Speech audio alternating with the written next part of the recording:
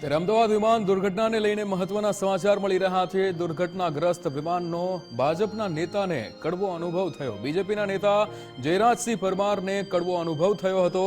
જે વિમાન ક્રેશ થયું તેમાં 3 દિવસ પહેલા જ મુસાફરી કરી હતી। વિમાનમાં તમામ સુવિધા નિમ્ન કક્ષાની હોવાનો દાવો કર્યો હતો।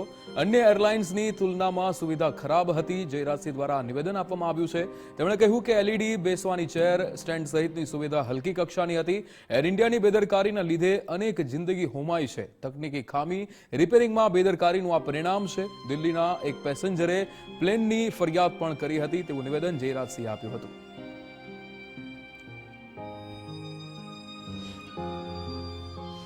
એની વ્યવસ્થા બહુ સારી નહોતી। હું કહું ટેકનિકલી તો મારું જ્ઞાન નથી એવિએશનનું, પણ જે બાકીની જે વ્યવસ્થા હોય સગવડોની, જેના માટે લોકો પૈસા ખર્ચે છે, એ એની એલઈડી સ્ક્રીન, એનો ફોન લટકતા, તમારે તો આગળનો ફોન લટકતો તો ખુરશીના ઠેકાણાની, આગળનું જે ડેસ્ક હોય એના પર ઠેકાણાની, એટલે બોર્ડ જેમાં આપણે વસ્તુઓ મૂકવાની હોય, એટલે ઘણી બધી સુધારાઓ પણ આ માગી લે છે। અને આ કાળજી લેવાની, આમાં એક પણ ભૂલ થાય એટલે મોતને પેટે હર ગલતી કી સજા મોત, એવી સ્થિતિમાં આવ્યા છીએ।